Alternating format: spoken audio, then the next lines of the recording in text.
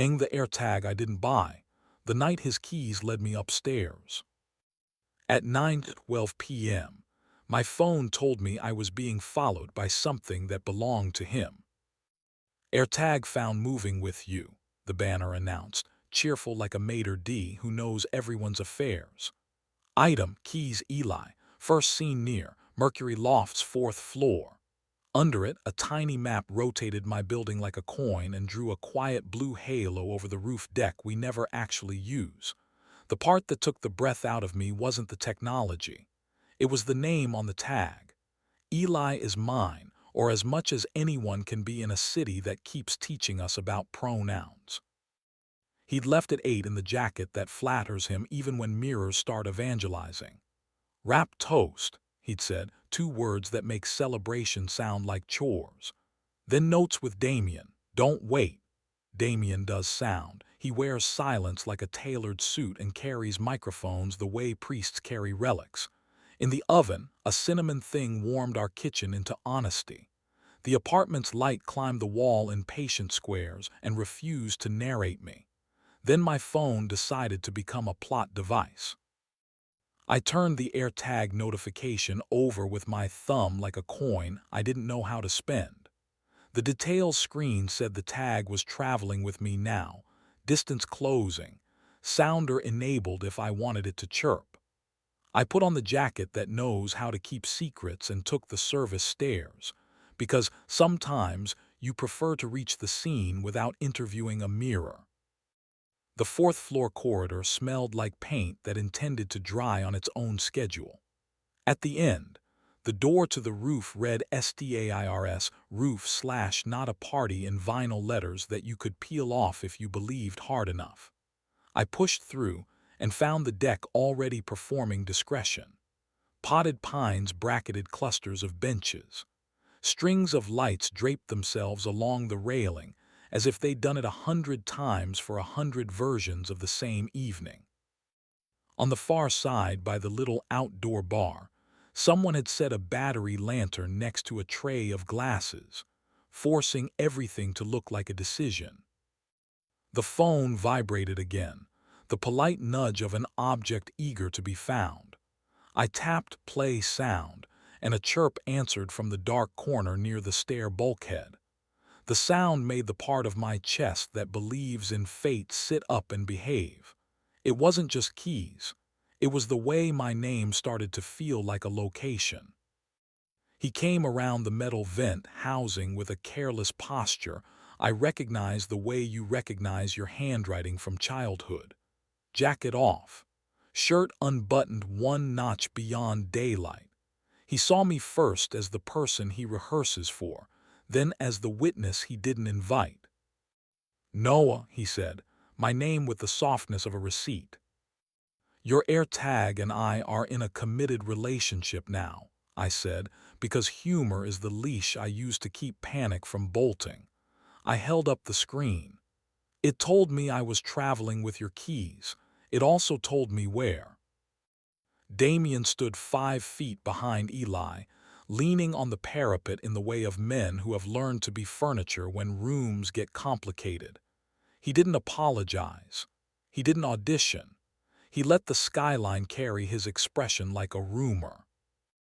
Not here, Eli said, eyes flicking once at the security camera bubble that pretends to be a friendly hemisphere. He tipped his head toward the far corner where the roof deck gives up and lets the night be private. There's air by the HVAC. The wind minds its own business there. We walked together, 2 men and a trailing sound in my pocket that made no sense except to everything I already knew. The pines clicked against their planters like polite applause. Somewhere below us, the elevator sighed at its profession. We stopped where a bank of ducks exhaled the city's temper and didn't care for hours. I lied when I left, Eli said. He doesn't waste adjectives when he intends to be correct. Rap happened. People used their best grammar on goodbye. I told myself I wanted 30 minutes where being interesting didn't have to pass inspection. Damien, I said, Because names are handles and I like my hands full when the floor tilts. Eli nodded. Damien stayed where he was, present but undecorative, the competence of a man who can measure his own silhouette. Are you sleeping with him? The question is a cliff. There isn't a scenic route. You count to one and make your mouth earn its keep. Not yet, he said, clean, immediate. Then lower, the honesty that knows exactly which muscle wants to bruise. I brought my mouth. Wind found the opening at my collar and chose to stay. The AirTag chirped again in my pocket, a foolish bird. I lifted 2 fingers to the soft place at the inside of his wrist where men keep their apologies and felt his pulse write my name there without permission. His eyes closed like doors that expect hands. At the small of his back, where his body keeps its best arguments, heat had already drawn an outline my palm remembered. You like wanting that proves something kindness can't, I said. I didn't make it cruel. Cruelty is lazy precision. You treat intimacy like a sport and honesty like off-season training. You like to coach, he said, one corner of his mouth attempting a bad idea and failing politely. Which is unfair and also how we got here without falling. What do you want? I asked. Now not the apology you drafted for daylight. He stepped into the inch that becomes a lie if you respect it too long. Heat moved across cotton like a fact. He spoke close enough that punctuation found my lower lip. I want to go home, he said. I want you to want me where our towels remember us and desire doesn't require a guest list. Behind us, a group at the far end of the deck tested laughter and decided against it. Damien's silhouette blended into the parapet with the deliberate modesty of a professional. In my pocket, the AirTag chirped once more like a child who couldn't stand being left out. I thumbed the sound off, and the night resumed its normal voltage. I kissed Eli. Not hunger first, relief. Relief is the kind of appetite you can walk through a lobby with without asking strangers to take sides. He leaned into it like debt that finally liked its math. He made the low sound he never performs on cue, the one that convinces me our kitchen is holy. The city looked away with admirable manners. I stopped before the roof could pretend to be a witness. He kept his forehead near mine because punctuation beats grammar when weather is a participant. We turned. Damien had the good sense to become absence without becoming insult. He lifted 2 fingers in a nod that meant exactly what it was. I am not here to write your scene. We didn't finish drinks. We didn't rehearse the speech the night wanted from us. We took the stairs down 4 flights because mirrors hadn't earned the right to hear our clothes. In the hall, the emergency light breathed with the confidence of a suggestion. The apartment met us with the smell of cinnamon performing loyalty beyond the call of sugar. We ate it at the counter with our fingers because forks would have lied. He leaned against the drawer that sticks, posture that means he is willing to be moved and wants me to be precise about how. I slid my palm under his shirt and found heat like an address that still prints our names on the mail. He tipped into me, gratitude giving him weight and accuracy.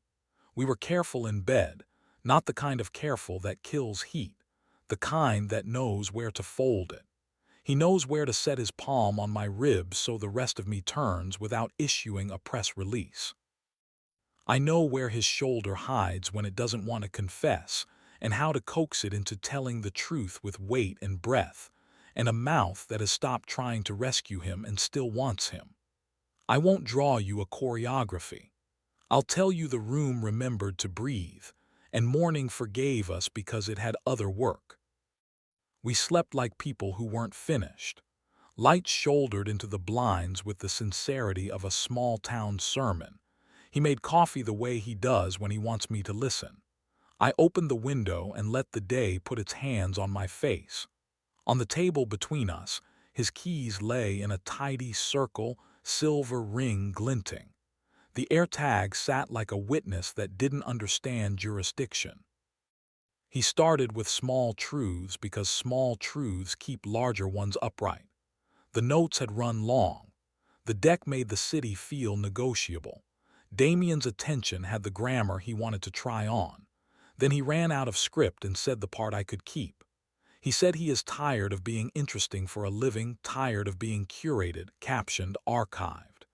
He said he wanted to be wanted like teenagers are: stupid, earnest, badly lit, forgiven in advance. He said he imagined my mouth more than once by that bulkhead and hated the math. He said he was sorry like a man who knows sorry is a tool, not an eraser. I didn't forgive him at the counter. Forgiveness is a daylight animal and morning's charge. I told him to put on the coat that doesn't belong to rooftops and walk with me to the river where water lies about Paris, and we let it. We sat on the bench we claim when we're trying to be correct. Pigeons performed competence. A runner's breath taught our bodies cadence we could afford. He hooked his thumb into my pocket like humility. I let him. 2 afternoons later, I found Damien in the Mercury lobby that smells like ambition and lemon, the city's favorite lie. He gave me the nod men give when they've chosen to be furniture on purpose. He didn't apologize, and I didn't deputize. We stood beside the mailroom where small, rectangular lives arrive every day. "I'm not a better man than anyone," he said without being asked. "I'm just trained to listen for feedback. The air gave me enough. I left." "Did you kiss him?" I asked. It came out quieter than pride allows. "I didn't," he said. "He kissed me once. I told him he was saying it in the wrong room. I like the version of him that goes home." He looked at my face the way engineers look at load-bearing walls. "You don't need my testimony," he added. "But if it helps, no. Nothing worth deleting happened. I want him to be the thing you keep, not the accident I get to brag about." That evening, Eli stood at the window and tried out the shape of being still. I told him what Damien had said. He closed his eyes and nodded, a motion that looked more like gratitude than victory. "I won't make you my parole officer," he said. "I'll make you my witness. Hold me to it, I'll hold me to it. If I can't be interesting only to you, I shouldn't be interesting at all." We learned how to choreograph afternoons again. The AirTag went back on his keyring after we named it something less theatrical: home. He turned off notify when left behind, and we both laughed the kind of laugh people use when they're trying to be braver than Wi-Fi. But I don't trust settings. I trust the square of light at 4 when it climbs our wall like an idea that finally put on shoes. I trust the heat at the small of his back when my hand remembers its job. I trust that if any device ever tries to tell me where I belong again, I'll do what I did the night the keys led me upstairs. Find air, choose kissing over theater, walk him home with my palm resting on the part of him that knows the address, and keep teaching our door, gentle, stubborn, local, to open from the inside. It should have ended there. Lives rarely have that kind of manners. A week later, my phone vibrated with another proximity alert while I was in line at the corner bakery. Unknown item detected. First seen near St. Claude Studios, Stage B. I looked up and through the plate glass spotted Eli across the street, laughing with someone in a green beanie whose job description, if I had to guess, involved carrying tripods and wearing confidence. The alert blinked on my screen like a bad memory. I stepped outside into air that had the good sense to be cold. Eli saw me and lifted a hand with the unmistakable elbow of a man who wants to be forgiven before he explains. He crossed on the red, which is his favorite kind of math, and fitted himself into my space like he was tired of measuring. "False alarm," he said, breath making steam, mouth making penance. He held up the beanie guy's keys, same model tag, same white coin. "Everyone's tagging everything now. We're walking through a chorus." I could have lectured him about probabilities. Instead, I reached into his jacket and placed my fingers at the inside of his wrist, the way habit becomes sacrament. "Stay interesting," I said very quietly, "but only in my kitchen." His expression did the thing I want to believe in, softened in a way statistics can't document. The bakery bell made its little assurance, and inside, bread insisted the world was salvageable. We went home. We burned the cinnamon on purpose and laughed like arsonists who only work in sugar. He pressed me to the counter and used his mouth the way apologies should be used, warm, accurate, with the future included in the price. We stayed just on the correct side of the line because good heat doesn't need choreography to be true. When it was done with us, when we were done with it, he slid his hand to that heat at the small of my back and rested there like a bookmark that always knows where to open. If another blue circle ever draws itself around our life at 9:12 p.m., if a device volunteers to be our narrator again, I believe I know the script. I'll look at him, and he'll look at me, and we'll decide, quietly, domestically, with the stubborn mercy of people who keep choosing, to side with the kitchen over the skyline, with the lamp over the lantern, with this particular door learning, over and over, to open from the inside.